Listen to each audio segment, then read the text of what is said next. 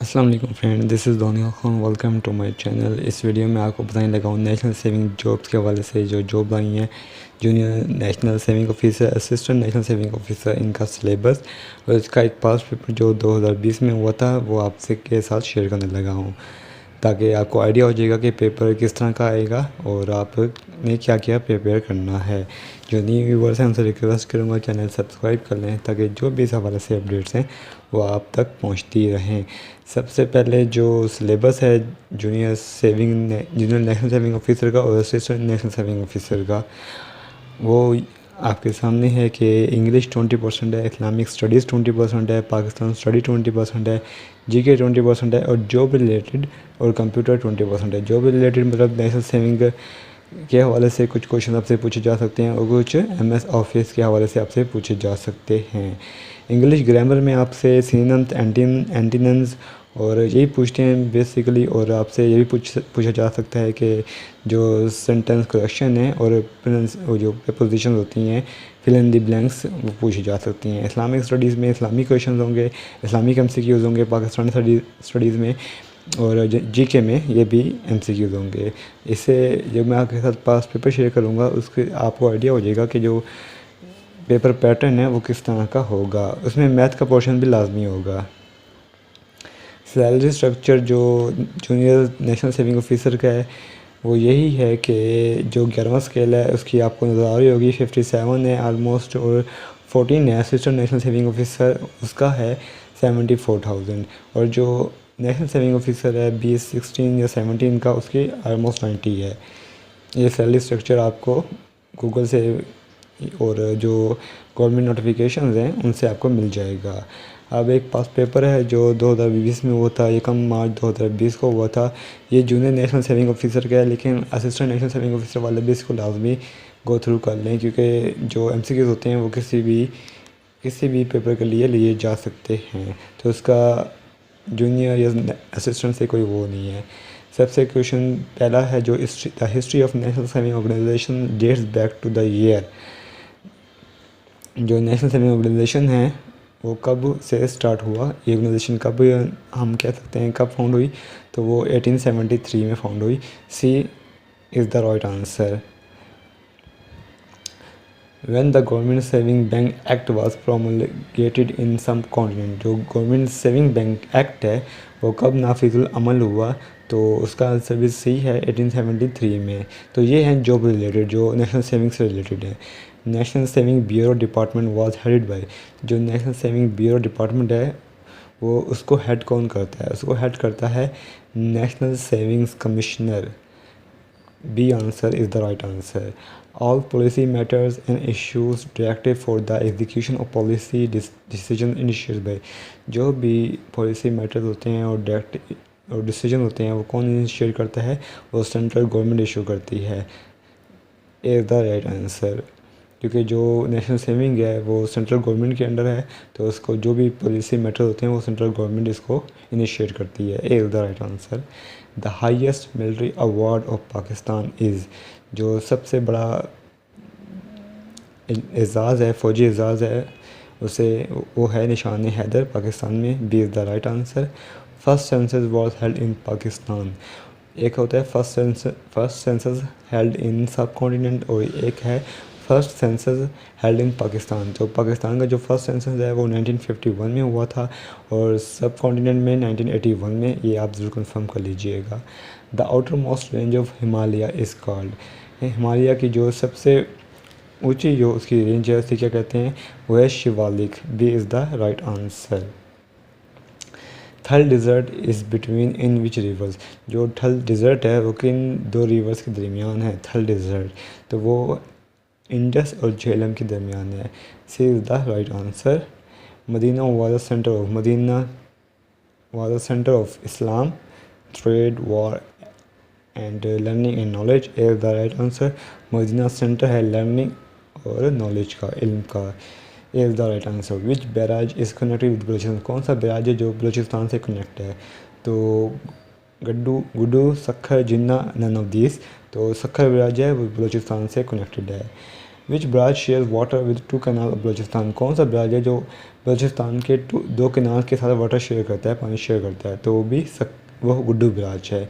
A is the right answer.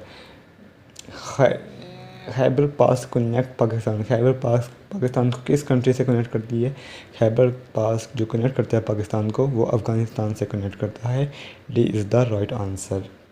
कायदे मिल्लत is the title of which politician, कायदे मिल्लत किस politician का टाइटल है? तो कायदे मिल्लत कहते हैं लियाकत अली ख़ान को। C is the right answer. Old name of Khyber Pakhtunkhwa, Khyber Pakhtunkhwa पुराना नाम खैबर NWFP पख्तूनिस्तान पख्तूनाबाद, तो NWFP।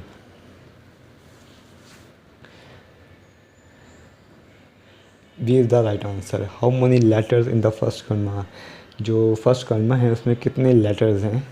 तो उसमें 48 लेटर्स हैं। D is the right answer. Which कलमा कैन बी रीड आफ्टर वज़ू, वज़ू के बाद कौन सा कलमा पढ़ा जाता है? तो कलमा शहादत पढ़ा जाता है वज़ू के बाद। A is the right answer. Who is the founder of two nation theory, two nation theory का फाउंडर कौन है? तो टू नेशन थ्योरी का फाउंडर है sir Syed Ahmad Khan. B is the right answer. Who was the first president of the constituent assembly of Pakistan, Pakistan के पहले constituent assembly के president कौन थे? तो वो हैं सी कायद आज़म मोहम्मद अली जिन्ना, पाकिस्तान के पहले प्रेसिडेंट कॉन्स्टिट्यूंट असम्बली वो पाकिस्तान के पहले प्रेसिडेंट थे। C is the right answer. When Ayub Khan took over power in 1958 the prime minister of Pakistan was, जब अयूब खान ने 1958 में चार्ज लिया उस वक्त प्राइम मिनिस्टर कौन था पाकिस्तान में? तो Malik Feroz Khan. C is the right answer. How many prophets are mention in holy Quran, holy Quran में कितने नबियों का जिक्र है? तो 26 नबियों का जिक्र है। B is the right answer. Second highest peak of world is located in which mountain, जो सेकंड हाईएस्ट पीक है दुनिया की वो कौन सी पहाड़ी में वाक़ है, कौन से पहाड़ में वाक़ है? तो उसे K2 कहते हैं। D is the right answer. If a diameter, अब ये मैथ्स की क्वेश्चन है। If a diameter of a circle is 5 centimetre what is the radius of circle, तो रेडियस क्या होगा सर्कल का? सर्कल का जो रेडियस होता है is D is equal to D divide by 2। तो हमने डायमीटर मालूम करना है तो उसको हम कर देंगे R डिवाइड बाई 2। तो जैसे हम R को डिवाइड करेंगे 2 से तो आप इसको कैलकुलेट कर सकते हैं। जो इसका राइट आंसर है वो B है 2.5 सेंटीमीटर। कोई भी आपको उसको समझ ना आ रहा तो आप मुझे कमेंट कर सकते हैं। ये डायमीटर के वजह से अब सेम क्वेश्चन है रेडियस के वजह से। अब एक सर्कल जो रेडियस है वो 5 सेंटीमीटर है तो उसका डायमीटर कितना होगा? तो यहाँ हमने इसका डायमीटर कैलकुलेट करना है और यहाँ हमने इसका रेडियस कैलकुलेट करना है। तो इस दोनों का फार्मूला आपको पता होगा, या अगर किसी को इशू हो तो मैं कमेंट में उसको रिप्लाई कर दूँगा। 61, 74, 76, 80, 82 एवरेज, अब इनका एवरेज निकालना है। C is the right answer. अब इसको आपने कैसे कैलकुलेट करना है कि 61, 74, 76, 80, 82 को आप प्लस कर लेंगे और इसको प्लस करने के बाद जो भी सम आएगा उसको डिवाइड बाई 2 कर देंगे। डिवाइड बाई आपको इसको 5 कर देंगे क्योंकि 5 वैल्यूज़ हैं, तो 5 डिवाइड बाई 5 करेंगे तो वो आपका एवरेज आ जाएगा। इसी बार इसका भी एवरेज निकालना है 48, 26 एंड 38 का। आप इसको आपस में प्लस कर लेंगे, सम निकाल लेंगे, सम निकालने के बाद आप डिवाइड बाई 3 कर देंगे तो इसका आंसर आपको मिल जाएगा। 4 books sold in 320 rupees what is the average price of each book, 4 books हैं जो 320 रुपये में सोल्ड हुई, तो एक बुक की प्राइस क्या होगी? अगर आप इसका आपको पता होगा कि आपने कैसे निकालना है कि अगर आप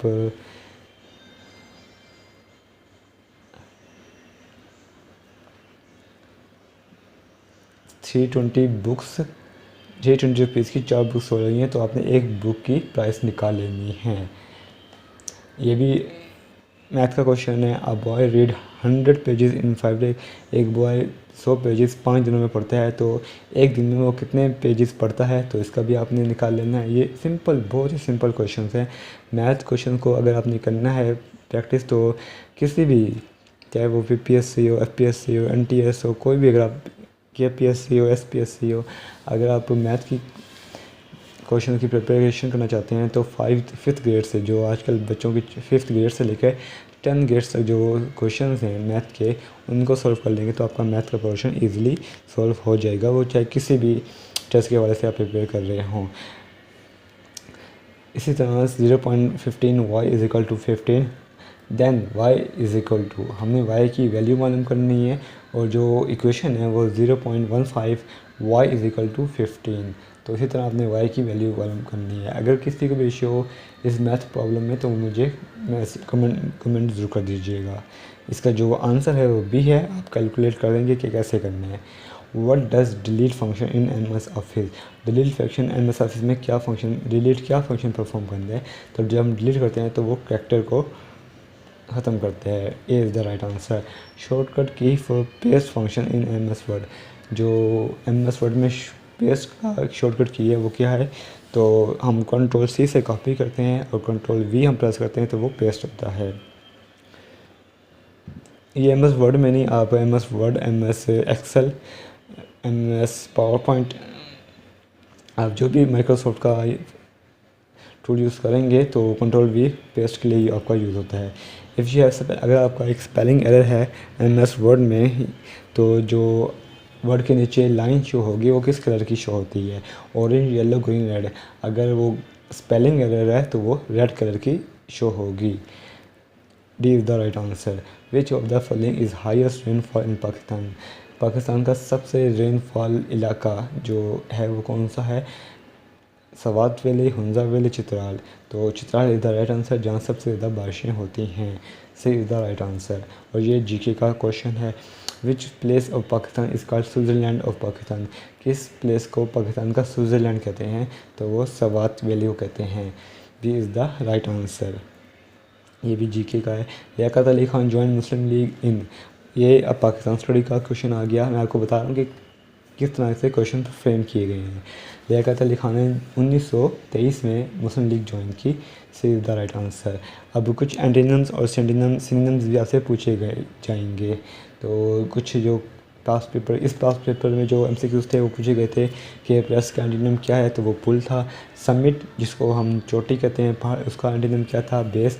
चोटी का जो ज़ाहिर जो ज़ात होगा वो बेस होगा, मतलब निचले सतह। समिट पहाड़ ऊंचाई, बेस सबसे नीचे। मीडियोकर का एंटीनम एक्सेप्शनल। क्रिएट का सिनोनिम में क्रिएट करना, जनरेट करना। लेवली का सिनोनिम पूछा गया तो उसका सिनोनिम था ब्यूटीफुल। तो ये 5 जो हैं एंटीनम और सिनोनिम्स पूछे गए थे। इसके अलावा आपसे जो प्रपोजिशंस हैं वो पूछी गई थी। शी इज़ अफ्रेड डैश मी, तो इसका जो प्रपोजिशन है वो कौन सा यूज़ होगा? To for of me, she is afraid of me. C is the right answer. तो इस तरह के जो इंग्लिश के क्वेश्चन हैं वो आपने प्रिपेयर कर लेने हैं इस टेस्ट के लिए। रो एंड कॉलम, जो रो एंड कॉलम में उसे हम क्या कहते हैं? उसे हम MS एक्सेल में सेल कहते हैं। Row and column, cell. D is the right answer. In नमाज दुरूद शरीफ इज़, जो नमाज है ये इस्लामियात का क्वेश्चन हो गया। इन नमाज दुरूद शरीफ इज़ फ़र्ज़, वाजिब, सुन्ना, नन ऑफ दिस। सुन्ना, दुरूद शरीफ सुन्ना है नमाज में। Objective resolution was presented by, जो ऑब्जेक्टिव रेजोल्यूशन है वो किसने प्रेजेंट की थी?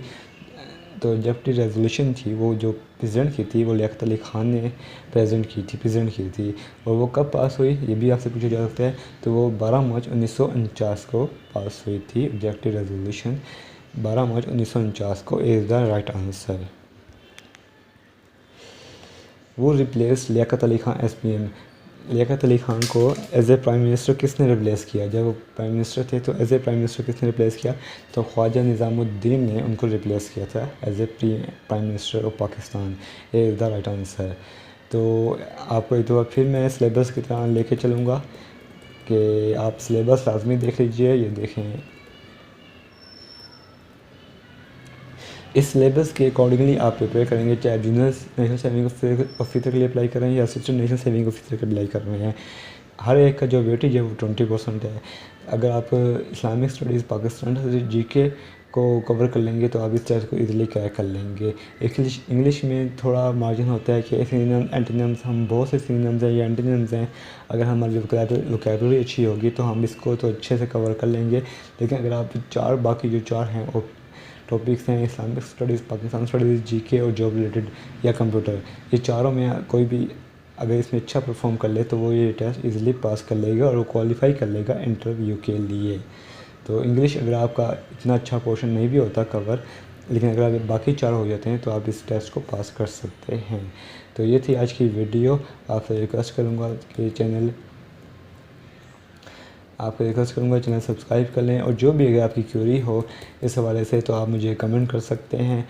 और असिस्टेंट नेशनल सेविंग ऑफिसर के जो पास पेपर है वो मैं नेक्स्ट वीडियो में अपलोड कर दूंगा। इसके हवाले से कोई आपकी क्वेश्चंस हो, कोई भी क्यूरी हो तो मुझे आप कमेंट में बता सकते हैं। तब तक के लिए थैंक यू, अल्लाह हाफिज़।